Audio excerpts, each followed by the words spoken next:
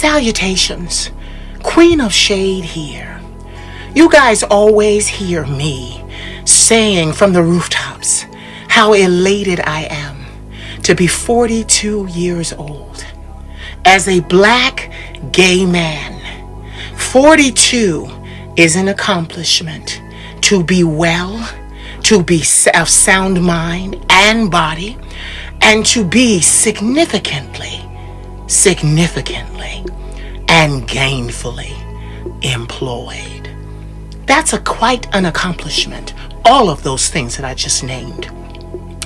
And I can't say that I feel any different about who I am than I did when I started as a 20-year-old, a 19-year-old, an 18-year-old.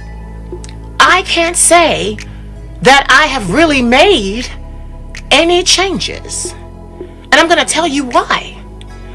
Because I've always been connected to who I spiritually, emotionally, and physically, and mentally am. So, for me, I didn't become a better person. I just turned a page in my book. It was already my book. It was already who I was. I just was able to show it. I got the opportunities, with an S, to show my character. But my character has been my character since I can remember. And you know, a lot of people are so interested in becoming better people. That's not the goal. The goal is to enhance the person that you already are and find the goodness in you that you no longer need to become something or someone else. What I had to understand, and I did understand, and I overstand, is that, listen, this is who I've always been. I've always been speaking the way that I do. I've always been supporting and uplifting others the way that I do. I've always been doing that. Even from a young person, I was always the person people came to in private to turn around and get spiritual counseling, spiritual uplifting, and support. I've always been that. And I didn't really realize that until just now. This is nothing new for me. Who I am is nothing new for me. I'm kind of having an epiphany right now on camera because this has been me since the beginning of when I could remember. This has always been me. I remember being in middle school, and I remember young lady walking up to me, actually in my French class, and she said, you know, I'm suicidal and I want to kill myself and I want to do this and I want to do that. And I was able to have the words in my mouth. I was in seventh grade. And I was able to tell that beautiful lady how important her life was, how important her being her, and how important she was to me and the world around her, and how she would sorely be missed. And you know, even up into my adult years, my young adult years, when I had my suicide attempt and my friend stopped me in her bathroom and said, baby, don't do it. Don't do it. You're not the problem. Your life just has more obstacles than you anticipated, and you were not prepared for these obstacles. So listen, I'm going to tell you like she told me. Baby, the holidays get mighty, mighty grim for some of us. Not for me anymore, but for some of us.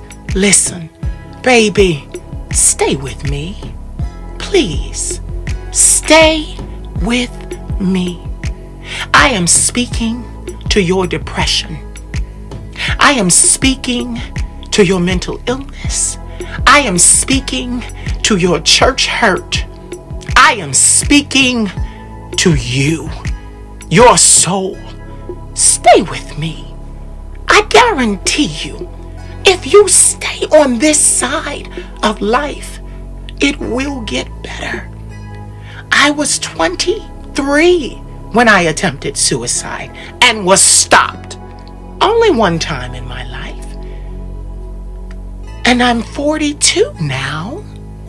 I'm 42 now. And do you know what kept me here? I'm going to tell you exactly what kept me here. My friend, I love you, Kendria. Shout out to you. She said, baby, this is what's going to happen. You're going to do it.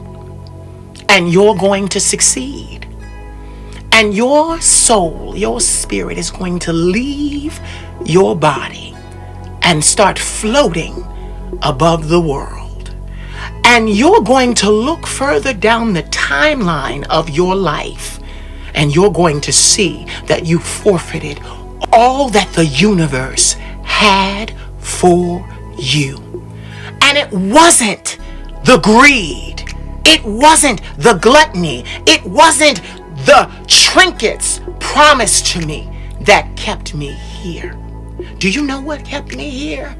I tell everybody this in private. My own curiosity.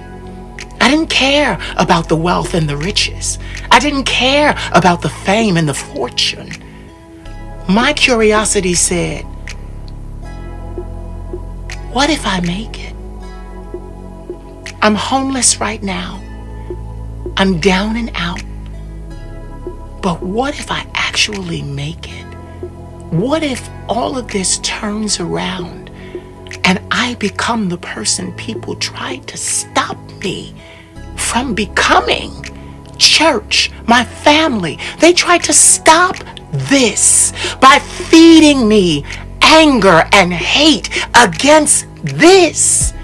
But as you can see, I came to it anyway. I'm so comfortable this way because it is who I am, a part of me. And you know, I said I have to see, and it kept me here. So baby, stay with me, because I know firsthand that your life is going to bless you. I know the thoughts I think toward you, thoughts of good and not of evil, to bring you to an expected end. That's Jeremiah. I do believe the 29th chapter.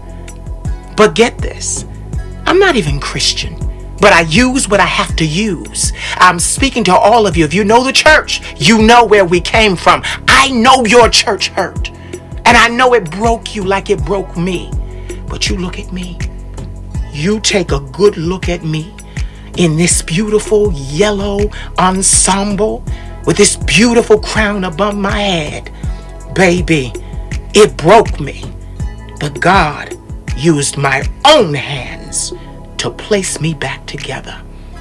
He trusted me with the craft and the skill to put me back together. That's when I sought doctors and help other places. But this is my doing, and your success will be your doing as well. Stay with me. It gets better. I'm not just saying that. Look at me. It gets better. So stay with me. I hope to see you in 2025. Salutations. My name is the Queen of Shade. I am an international recording artist, now streaming in 56 countries. I am a mentor and motivational speaker. And yes, I am a social media influencer. Interested in having conversations that will help you become the very best you ever thought possible? Interested in having conversations that help you reach your dreams, goals, and aspirations? Well, my dear, you have come to the right place. I can help you for a price. But darling, it's worth it. If you are interested in anything that I have said, look me up. Once again, I am the Queen of Shade, and I can help you, bitch.